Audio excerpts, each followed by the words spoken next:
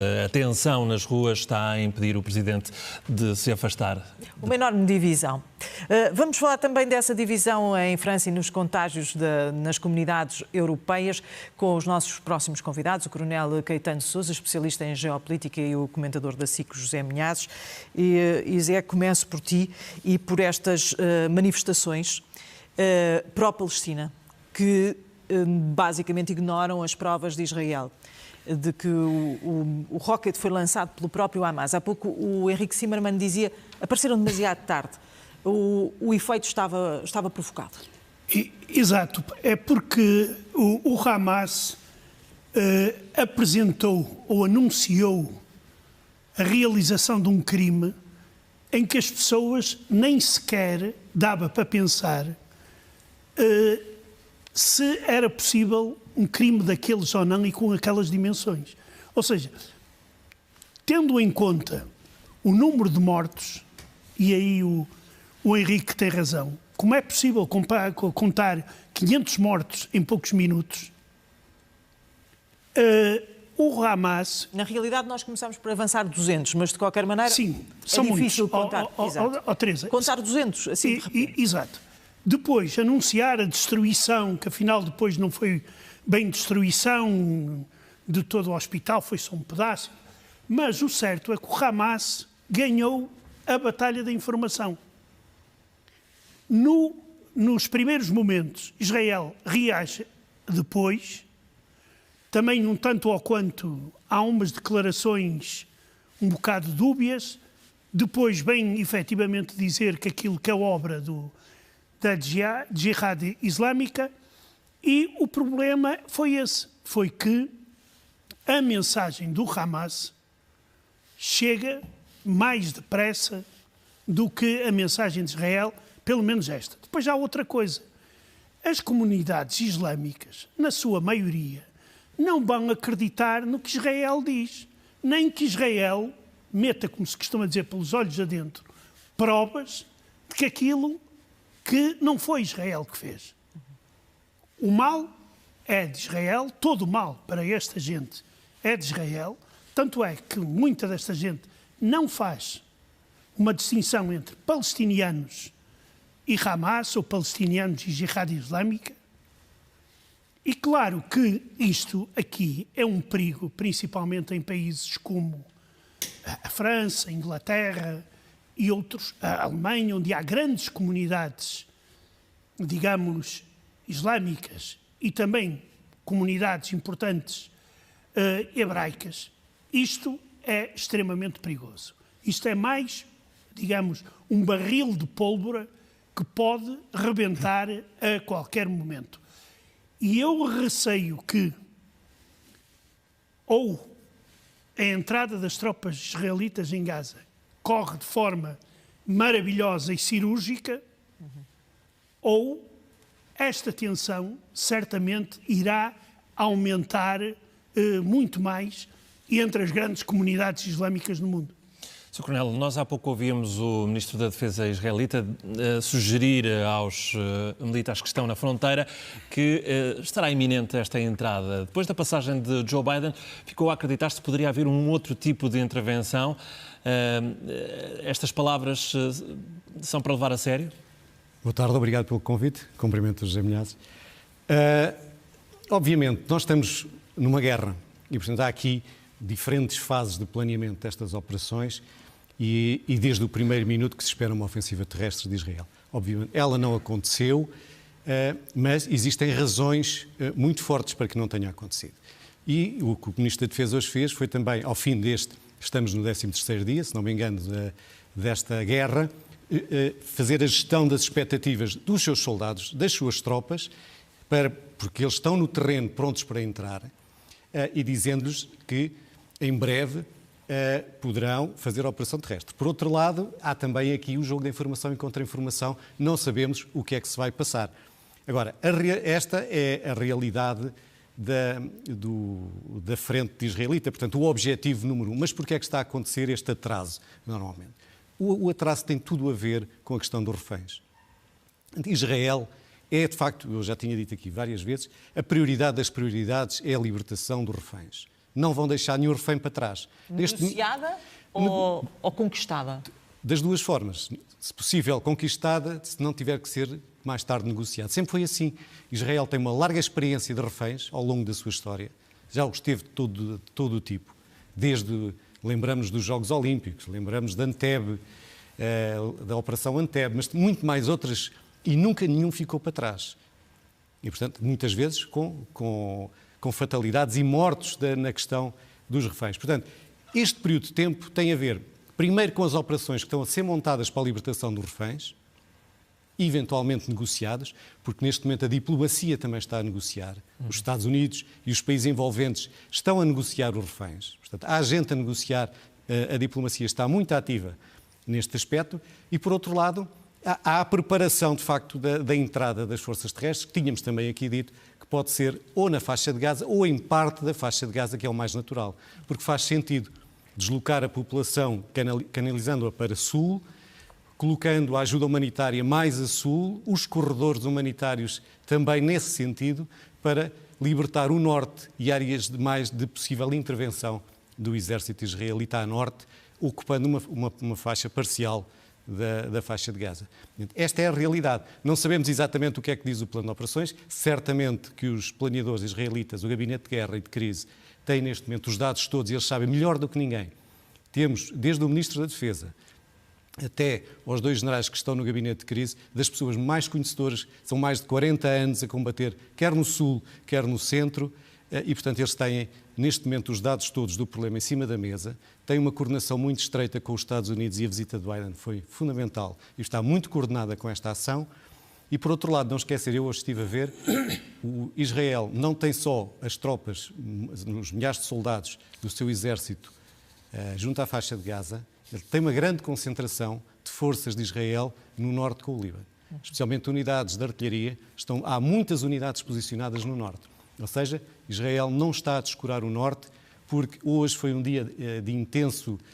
Percebe-se que são manobras de seção das forças do Hezbollah, mas hoje foi um dia muito intenso dessas manobras e Israel concentra também muitas tropas a norte e não só naquilo que é o ataque principal, que há de ser na faixa de Gaza. Milhares, o Coronel estava aqui a falar desta negociação. A negociação não pode ser direta com um grupo terrorista.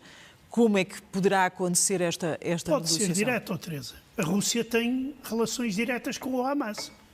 Recebe os dirigentes do Hamas em Moscou. Por isso, os russos podem... Quer dizer, em princípio, os Estados não... Deixa-me refazer a pergunta. Pronto. Isso é outra coisa. Foi anunciado até que um vice-ministro dos negócios estrangeiros russos está no Qatar a negociar com dirigentes do Hamas a possibilidade de libertação destes reféns. Agora, resta saber qual será a fórmula para realizar isto. O que é que o Hamas vai receber como contrapartida? O Hamas, por exemplo, já exigiu a libertação de todos os presos palestinianos que estão nas cadeias de Israel, que são vários milhares. E isto digamos, por um lado, demora tempo e pode ainda demorar, e por outro lado, ao Hamas interessa também que isto demore mais tempo e este tipo de conversações, porque sabe que se os reféns forem libertados, Israel vai atacar com força.